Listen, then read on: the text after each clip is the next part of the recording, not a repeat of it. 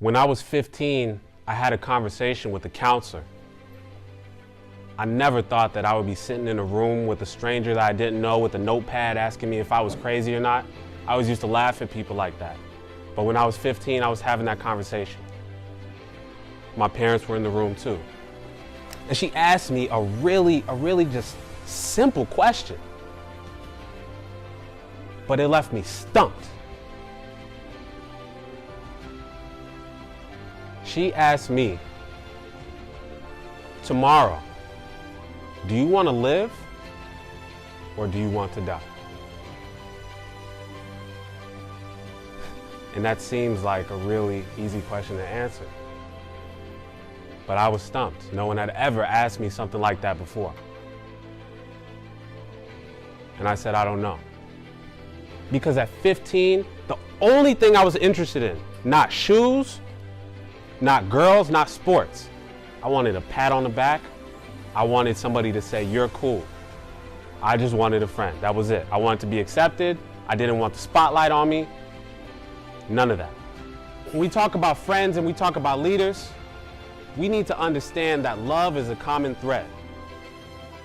There is no greater love than this. You won't always be called upon to sacrifice your life for a friend. It's not always about danger.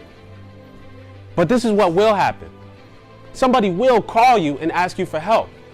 They will call you in the middle of the night when you're tired. They will call you early in the morning, please come get me. Yeah, I could go back to sleep. But there's no greater love than this.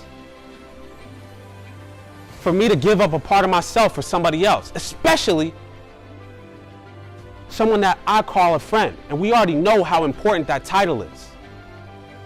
When you show love and compassion to the people around you, hey, I like you. Want to be my friend? It's that easy to make a friend. Show them some unconditional, no matter what, love.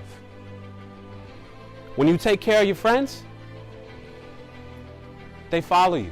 They look to you for leadership, for guidance. Show me the way. But when we talk about where we are going, where we're supposed to be and who we're supposed to be, the things that we care about, the things that get us up in the morning, we call that true north. A compass can show you the direction. It can show you north, south, east, and west, but make no mistake, a compass can never show you where you were supposed to go. The message about leadership and being compassionate, not relying on other people for direction, I thought that was a good message for us to hear. I mean, anyone, not just kids, but people to hear. I really liked that idea of that true north. I think for a lot of students, I think this is, middle school and high school is really a time when you're trying to find that true north. And I definitely thought back to that, and it made me reflect on my true north, and if I found it, I feel like I have, and I was really happy to think about that. For me, teaching is one of those things that is part of my true north, and so I think it was a great way that maybe I'll incorporate that into my teaching too, like helping students find their true north. Hey, if you think your student population could benefit from somebody who has been in really tough situations, felt peer pressure to do stupid things, to say like this is sort of an option, like to say like how you can get from that situation to something better and to make something, have direction, would be really helpful for a school. A leader doesn't need a compass because a leader knows true north. A leader knows where he or she is supposed to be going and the people around them. A leader does not need a compass. We always follow true north.